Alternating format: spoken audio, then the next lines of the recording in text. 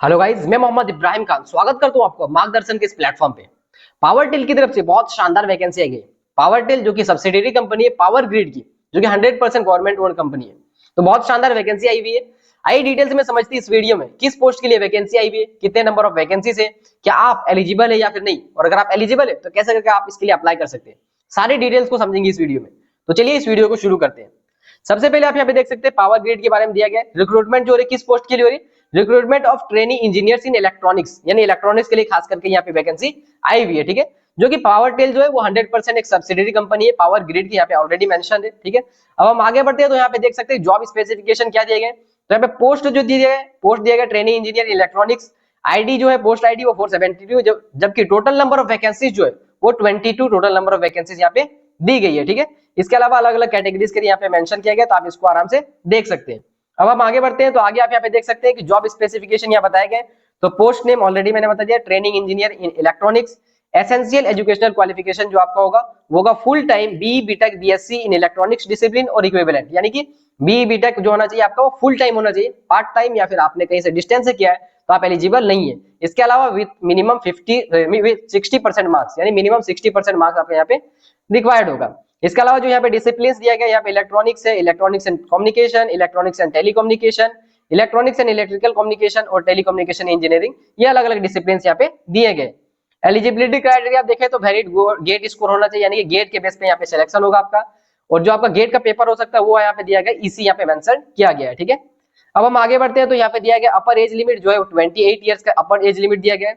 और पे स्केल की तरफ बढ़े तो पे स्केल आप देख सकते हैं, on successful completion of 1 year The trainee will be placed at assistant engineer at E0 level, यानी कि 1 साल के ट्रेनिंग के बाद आप असिस्टेंट इंजीनियर के पोस्ट पे जाएंगे, जिसके लिए जो आपका पे स्केल होगा वो 30,000 टू 1,20,000 आपका यहाँ पे पे स्केल मेंशन किया गया है। इसके अलावा जो भी अदर अलाउंसेस प्रोवाइड किए जाते हैं वो सारे यहाँ पे मेंशन किए गए। ठीक है, तो आप इसको आराम से डिटेल में पढ़ सकते हैं। इसके अलावा हम आगे बढ़ते हैं तो यहाँ पे सर्विस एग्रीमेंट बॉन्ड और एक चीज जो यहाँ पे मेंशन किया गया बहुत इंपॉर्टेंट है ये, तो यहाँ पे देख सकते हैं the selected candidate will be required to execute a service agreement bond of 5 lakh rupees. 5 lakh आपको एग्रीमेंट बॉन्ड करना पड़ेगा, किसके लिए, जनरल ओबीसी और ईडब्ल्यूएस के लिए, जबकि 2,50,000 फॉर एसटी एसटी एससी और पीडब्ल्यूबी के लिए।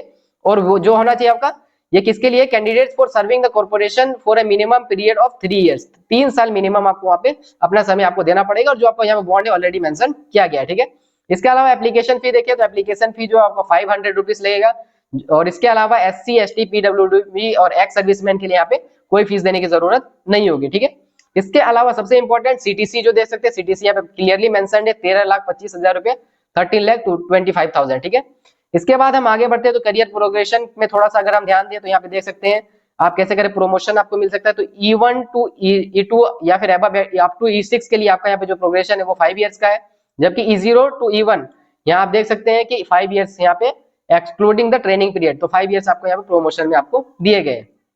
इसके बाद हम आगे चलते हैं तो देख सकते हैं रिलैक्सेशन इन अपर एज लिमिट, तो ओबीसी के लिए 3 इयर्स का यहाँ पे मेंशन्ड है, एससी एसटी के लिए 5 इयर्स का मेंशन्ड है, पीडब्ल्यूडी कैंडिडेट्स के लिए 10 इयर्स दिया गया है यहाँ पे, और एक्स सर्विसमैन के लिए जो भी गवर्नमेंट के रूल्स एंड रेगुलेशन है उसके हिसाब से यहाँ पे मेंशन किए गए। ठीक है, इसके बाद हम आगे बढ़ते हैं तो सिलेक्शन प्रोसेस जो होगा ये ऑलरेडी आपको बता दिया है। सिलेक्शन प्रोसेस आपके गेट के स्कोर पे बेस पे होगा, प्लस आपका ग्रुप डिस्कशन और पर्सनल इंटरव्यू, ये 3 चीजों के बेस पे यहाँ पे आपका यहाँ पे सिलेक्शन होगा। जो वेटेज यहाँ पे दिया गया है, वेटेज फॉर डिफरेंट पैरामीटर्स देख सकते हैं, गेट का जो वेटेज होगा वो आपका 85% होगा, ग्रुप डिस्कशन आपका 3% होगा, जबकि पर्सनल इंटरव्यू जो होगा वो 12% होगा। तो ये कुछ प्रोसेस है जो यहाँ पे दिए गए किस तरीके से आपका सिलेक्शन यहाँ पे होगा। बाकी यहाँ पे जो डॉक्यूमेंट्स वगैरह रिक्वायर्ड होंगे यहाँ ऑलरेडी मेंशन किए गए। ठीक है, कितने साइज में हो तो आप इसका अगर चाहे तो आप इसका स्क्रीनशॉट ले सकते हैं। ठीक है, अब हम आगे बढ़ते हैं तो आगे आप यहाँ पे चलते हैं तो देखते हैं यहाँ पे जो इंपॉर्टेंट डेट्स है, इंपॉर्टेंट डेट्स यहाँ पे ऑलरेडी मेंशन किए गए। तो इंपॉर्टेंट डेट्स देखते हैं, यहाँ पे स्टार्ट जो इसका एप्लीकेशन हो वो हो चुका है यहाँ पे 29 नवंबर से यहाँ पे ऑलरेडी स्टार्ट हो चुका है, और जो इसका लास्ट डेट होगा वो 19 दिसंबर होगा। 19 दिसंबर इसका लास्ट डेट है, तो आप चेक करें अगर आप एलिजिबल है तो डेफिनेटली इसके लिए अप्लाई करें, क्योंकि बहुत शानदार वैकेंसी है। पावर टेल जो कि बहुत शानदार कंपनी है, पावर ग्रिड की सब्सिडियरी कंपनी है, तो डेफिनेटली अगर आप एलिजिबल है तो अप्लाई करें। बाकी वीडियो इन्फॉर्मेटिव लगी वीडियो को लाइक करें और चैनल को सब्सक्राइब करें। धन्यवाद।